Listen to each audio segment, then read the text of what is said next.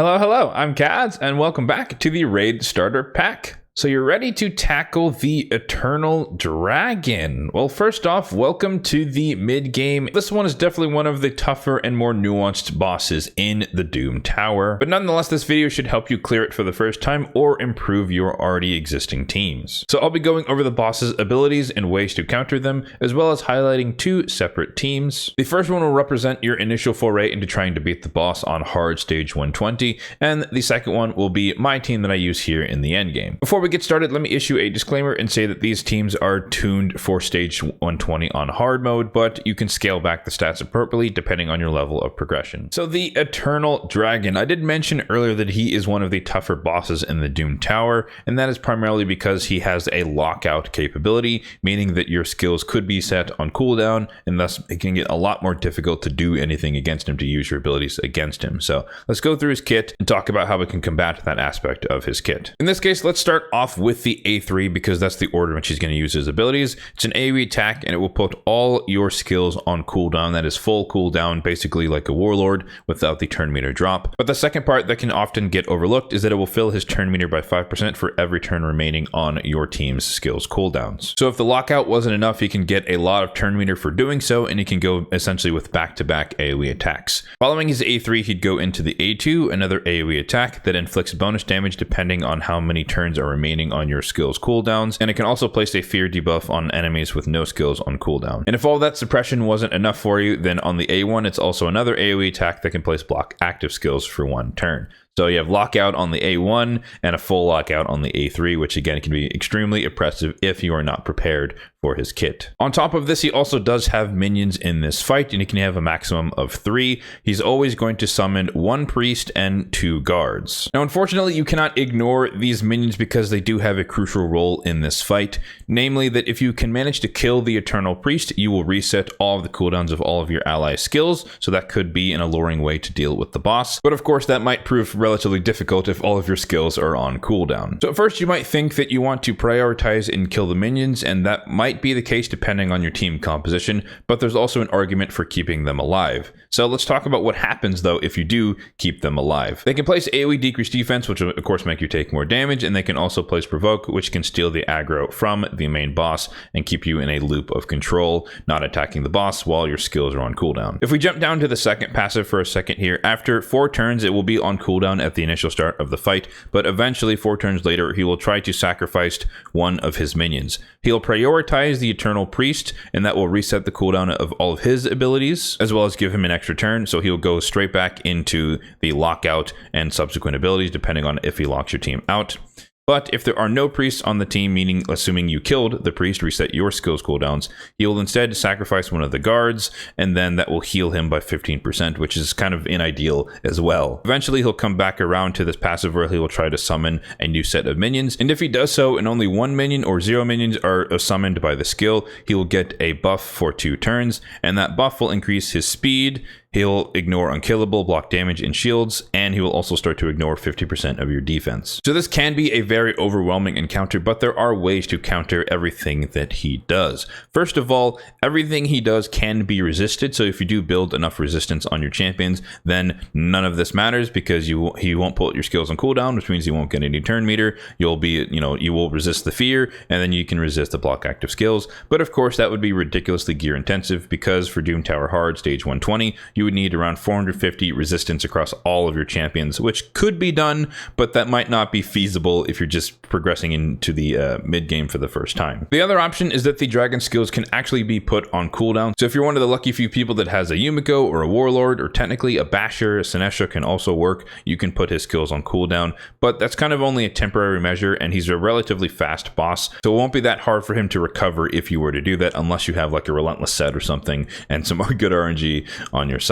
So in this case, I'm going to be embracing the first type of strategy where you have a little bit of resistance across your team, at least on the integral people that can kind of do things, but you can sacrifice it on anyone whose passive we might be using just because it's not that crucial that they use their active skills. And because this boss encounter has some minions, we could take advantage of the HP burn debuff because it will deal damage across all the enemies whenever it procs. So the first team I have to showcase for you guys is a take on the tank and burn strategy, and we have a lot of support on the squad to keep it running. We have Rector Drath in the lead position, one, because she has a really useful aura for this fight, resistance in Doom Tower battles, and because she's going to be our primary healer and reviver for the squad. We also have Skathix, who's going to be our primary cleanser and a little bit of shielding for protection. We then have two secondary healers in Vrask and Vogoth, who don't really need to use their active abilities. Vrask just spams his A1 in order to heal us, and Vogoth, his passive, will heal us whenever he takes AoE damage, and you are going to be taking a lot of AoE damage. And then, of course, our primary DPS is the good old Drexthar Blood Twin. I will be sharing the builds later on, of course, but I do want to highlight the fact that it is somewhat mandatory for Rector Drath, at least Rector Drath and Skathix, to have enough resistance for this fight. Again, that's 450 resistance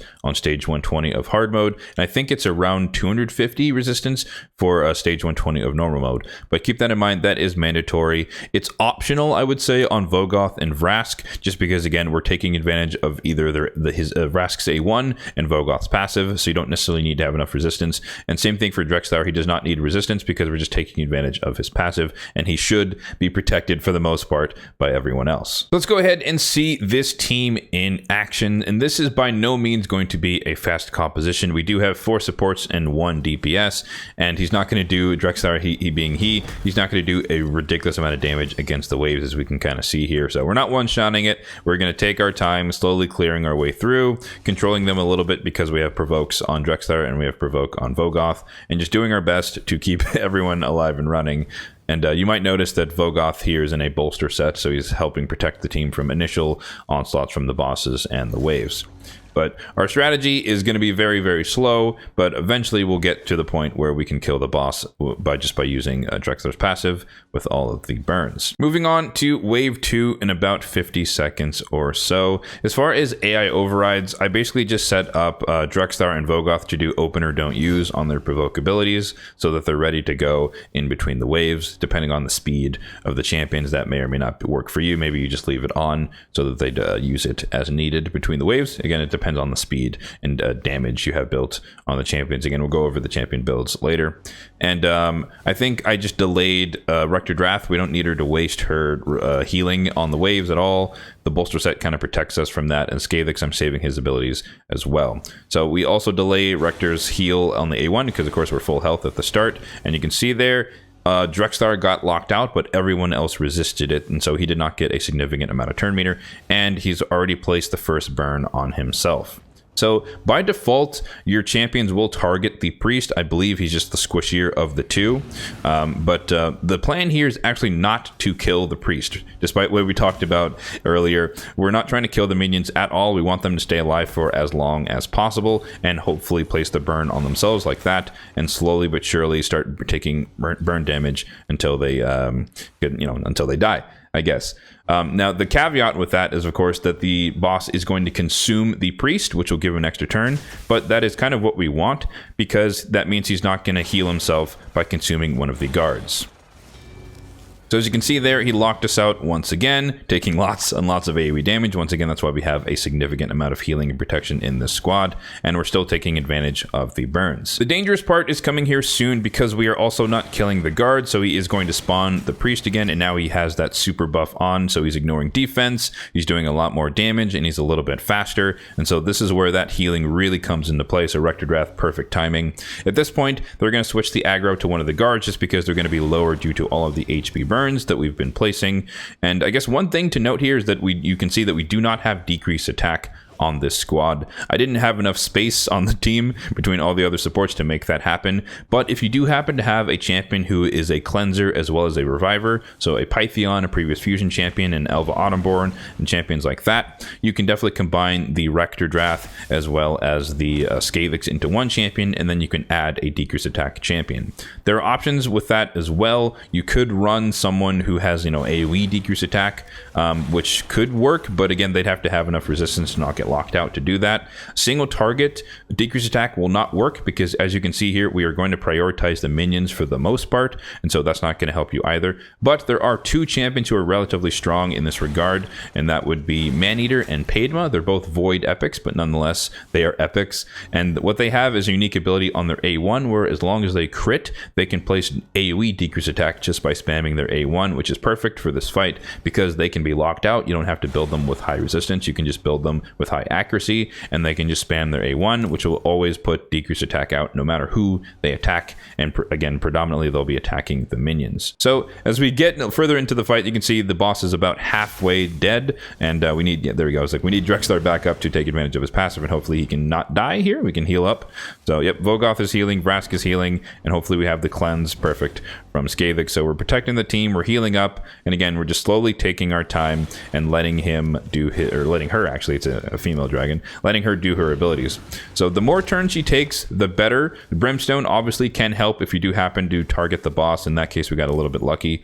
So Brimstone is useful in this fight, but again, primary source of damage is the burns. And essentially, we never want to have the situation where she is going to consume one of the guards, because that will heal her. We always want her to consume the priest, reset the cooldowns, and take more turns, because of course she's putting burn on herself, so more turns is not the end of the world. All right, so we're coming here to the end of the fight, just over 5 minutes in. It's probably going to be around a 6-minute run, depending on the cycle of the abilities here, but a few more burn ticks and we should have this. So again, decreased attack is not mandatory, but it could help you survive and take a little bit less damage, but you can most certainly do it without it, provided you have a good team of supports around your Drexthar to make it work. And again, these are all epics that are relatively obtainable, but uniquely suited to help you beat this boss. So just over 5.5 minutes. Like I said, it's not a fast team by any means, but nonetheless, if this is your first clear, a team like this can get it done, and you don't necessarily have to worry about farming this quickly. But speaking of farming this boss quickly, let me show you the team I use whenever this rotation comes around.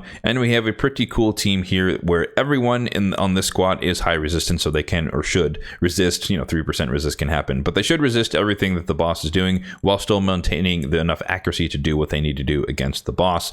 And so we have Galather in here combining the roles of Rector and Skathix. He's the reviver, cleanser, and healer for the team. We have a lot of HP burn here. We have Artak and Gizmak. Gizmak is nice because his is guaranteed with it, or can be resisted with his passive. And then we have the active placing with Artak and the decreased attack from him. And then we also have Wellmaster Artharon in the mix for enemy max HP damage on top of a backup decreased attack, just in case things get resisted.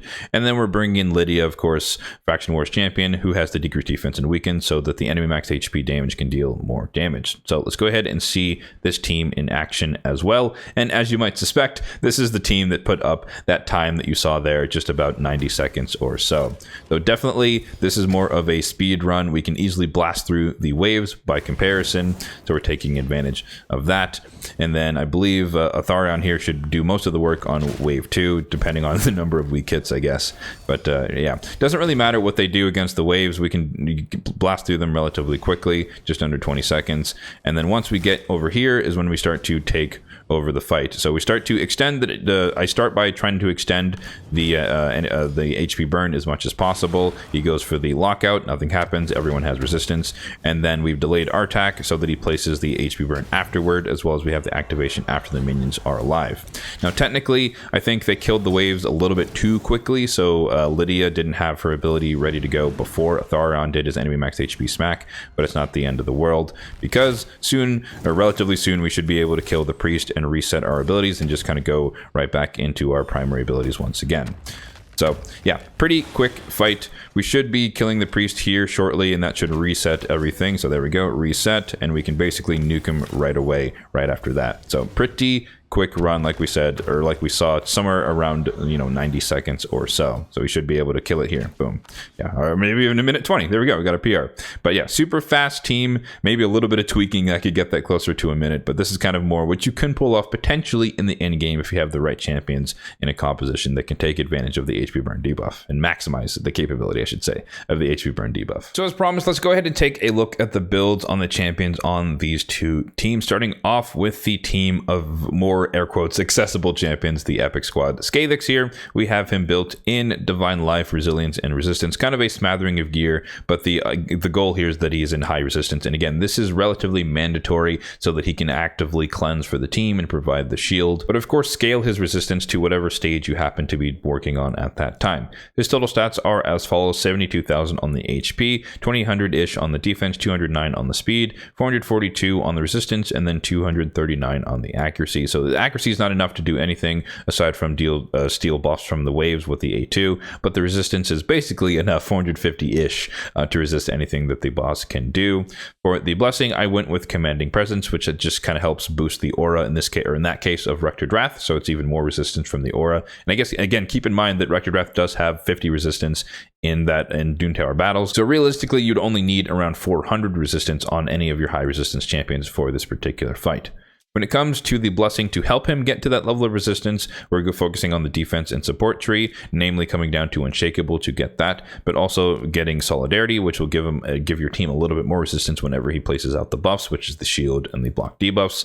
And then aside from that, support tree, we're going down the healing and shielding masteries here on the left, and ultimately ending on lasting gifts. Next up, we have Rask in a fairly unique build, but one that I really enjoy, and that is double retaliation with some immortal. So he has a 30% chance to counterattack when he is hit. I know a lot of people think he's a lot better in Relentless, but that is highly dependent upon one, RNG, but also you taking a lot of turns, and I find that he ends up getting a lot more hits in with the A1 when he's in a retaliation set, especially when the bosses are relatively fast and they're taking a lot of turns and they're attacking your team with a lot of AoEs, which is most certainly the case in this case. So every time he counterattacks, he would go in with the A1, which has a chance to boost his turn meter, which can get him to cut in line, which can lead to more A1s, which can lead to more healing. So I find retaliation to be a very cool way to build your Vrask, and it's fairly unique, and not a lot of people are going to need that type of gear. 86,000 on the HP, 2,200 on the defense, 230 on the speed, full crit rate because that is mandatory for him to heal on the A1, and then 450 on the resistance. For the blessing, I just went with Miracle Heal. I don't think there's really anyone that's super useful on him. Commanding Presence would work, but it is somewhat redundant with the squad, so that's why he doesn't have it on.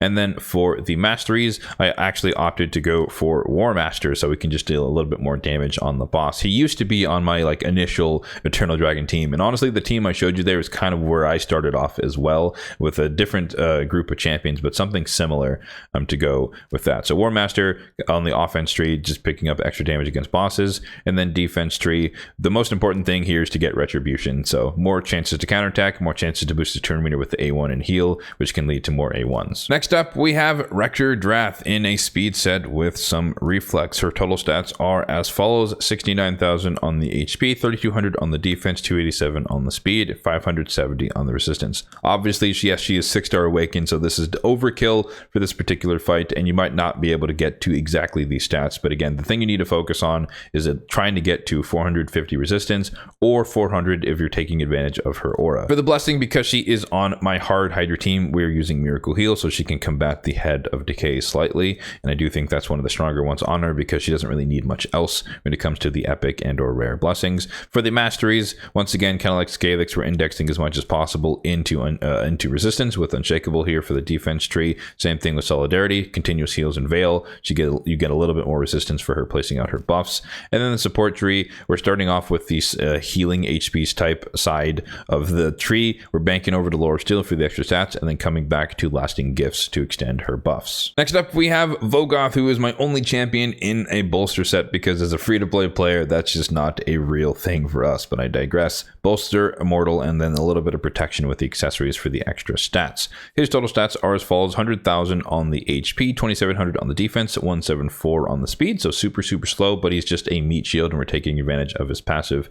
And then 467 on the resistance. Once again, enough to not get locked out by the boss, but this is definitely optional alongside Vrask, who I forgot to mention, but their resistance is optional. The only trade-off there is that the boss will get more turns after using his A3, so just keep that in mind. You might take more damage as a result of that decision, but nonetheless, it's not mandatory that they have resistance because you don't need to use their active abilities at all. For the blessing, I hinted at it earlier, but we do have Commanding Presence. It is redundant on the squad, but I don't typically run these champions together, and so he's superseded by this Gavix blessing, but nonetheless, it does work for him, and I primarily use my Vogoth in Arena just as a meat shield with the bolster set on. For the masteries, they're definitely arena focused. If you wanted more boss focus, I would definitely go like the offense and support tree, maybe the offense and defense tree, depending upon your needs, but Giant Slayer would be the way to go because he does of course have a triple hitter on his A1. In my case, he's optimized for the arena, so he's just picking up a lot of the tanky defensive masteries, and namely ending on Selfless Defender to take damage whenever enemies are hit for the first time,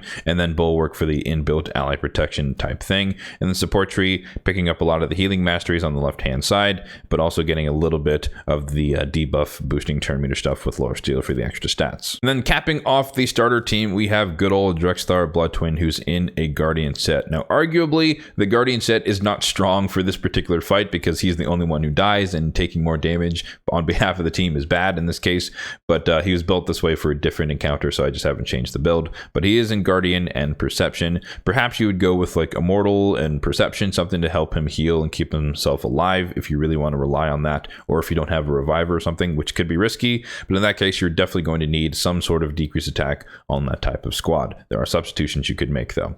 51,000 on the HP, 4,200 on the defense, 198 on the speed, full crit rate, a little bit of crit damage, and then 441 on the accuracy, which is definitely overkill for this fight. You need only around 350 accuracy, but he is built for Ammius on hard in Centranos, so that's why he has that upwards of that much accuracy in his build. For the blessing, of course, Brimstone, #1 blessing for champions like this, boss killing or extra damage against bosses, so definitely helps out. For the masteries, he's gone down the offense and support tree. We're hugging predominantly the left side of the offense tree, but we're banking over to Giant Slayer for the triple hitter on his A1, which is all we're basically spamming in the entirety of the fight. And this is probably where I would go with the Vogoth as well if you were building him more for PvE purposes. For the support tree, kind of the standard debuff for masteries, hugging the right hand side of the support tree. I opted to not go for Master Hexer because generally speaking, when I use him, we're just taking advantage of his passive, so whenever he gets hit, he can place the burns, and so having it be 2 turns or 3 turns is kind of irrelevant because you're going to get attacked so much, and so it's going to be resetting itself to 2 turns. But you could go for out to Master Hexer if you so choose. Moving on to my speed farming team, and note these are definitely going to be the more endgame type of builds. We have Artak in double perception and 2 pieces of stone skin. His total stats are as follows: 85,000 on the HP, 3k on the defense, 240 on the speed, 462 on the resistance, and 382 on the accuracy. So enough resistance to not get locked out, and enough accuracy to place the HP burn and decrease attack, as well as extend the HP burn with the A1s while maintaining a decent amount or a respectable amount of speed for the boss encounter. For the blessing, I went with Soul Reap. That's just nice because he's primarily a PvE champion, so that last little bit of HP can just be done by the blessing. And then for the masteries, I took a different route with my Artak than a lot of people, just because I think more people build him for like the solo Ice Golem type strategy. I still use him in Ice Golem, don't get me wrong, but I don't have him solo. He's just part of a squad, but I digress. So defense tree, a little bit of the tankiness stuff, with Retribution being the notable thing to extend the HP burn on the A1, and then we're getting a lot of stuff on the support tree, but ultimately we're ending on Oppressor. So for the HP burn decrease attack that's out there, he's going to have a slightly higher turn meter fill rate than any other champion on the squad because he's placing those debuffs, and we're taking the Oppressor as our T6. But of course, we're getting a lot of the standard debuffer stuff, Sniper, Master Hexer, but we're picking up Cycle of Magic to potentially reduce the cooldown of his skills. Next up, we have Lydia, who is in a very similar build, double perception and a resistance set. Her total stats are as follows: 70,000 on the HP, 3,500 on the defense, 269 on the speed, 447 on the resistance, and then 482 on the accuracy. She is built more so to have enough resistance for this particular fight than other fights in the Doom Tower, but also to have enough accuracy when it comes to the Chimera, the new clan boss in the game. Her blessing is Brimstone. I changed that. I think it used to be like Intimidating Presence before, but I changed it to Brimstone specifically for the Chimera boss encounter, just to deal more damage against that boss whenever he uses active skills. And then for the masteries, in order to facilitate her having enough resistance and accuracy, we went down the support tree, kind of slithering our way through all the accuracy boosting stuff, the stat boost to Lower Steel, and ultimately ending on Eagle Eye for the extra accuracy. And then the defense tree is kind of more like arena style, where we're taking advantage of less damage from crits. We're coming down with the counterattack so we can put the fears out, and then a little bit of resistance when she places her buffs, the strengthen and the increased speed. Wallmaster Atharion is in one of my toughest builds on my account, but a double perception and 2 pieces of stone skin, and his stats are as follows: 50,000 on the HP, 4,200 on the attack, 2,900 on the defense, 237 on the speed, full crit rate, 274 on the crit damage. He is built for Nightmare level of Hydra, so he is high resistance. He is one of my mischief tanks, tanks just because he's self-buffing.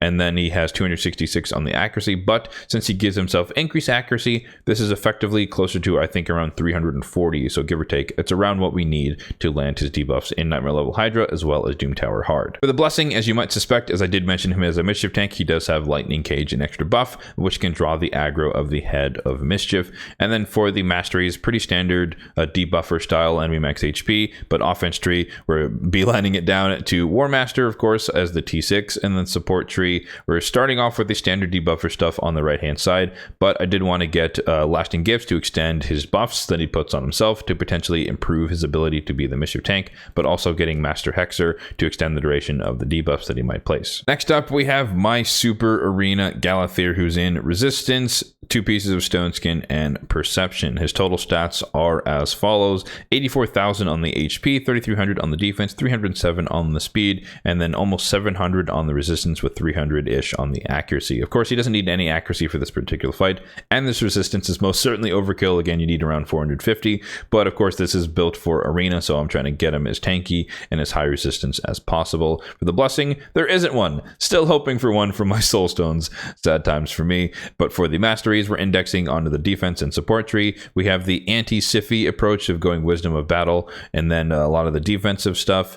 Harvest Despair, but just because on his alternative form, he can place the leech with the stun that he can place on that form. And then we're indexing further into resistance with Unshakable. For the support tree, you can go in many different ways, but this is where I ultimately settled. We're picking up as much accuracy as possible, as well as lower steel to boost the stats. And I had to make a decision between Lasting Gifts and Master Hexer. And for the Arena, I find it more useful to have Master Hexer to potentially extend the block active skills on the alternative form than to potentially have a little bit of extra protection on Form 1. But some others might have made the opposite decision. And then lastly, we have my Gizmak the Terrible, who is in Lethal with 1 piece of Stone Skin for the extra HP, and his stats are as follows: 77,000 on the HP, at least in Form 1 I should mention, 2,600 on the defense, 259 on the speed, full crit rate, 222 on the crit damage, and then 463 on the resistance, which is definitely an oddball, but I opted to go high resistance just because there are a lot of people who run Polymorph on their support champions who have, 100, 200 accuracy, and so for the most part, unless it's a super high accuracy champion,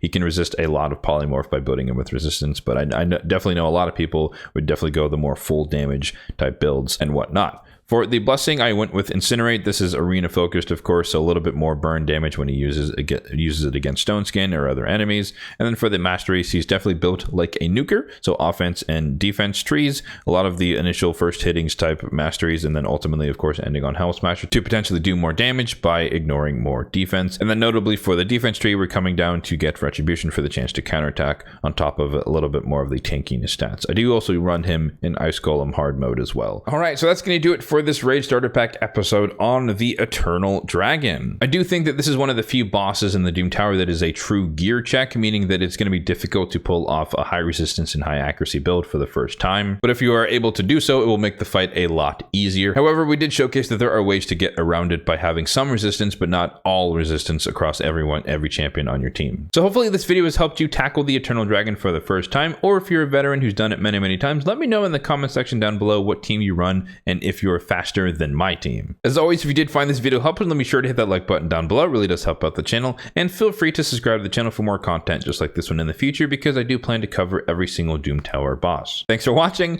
and have a good one.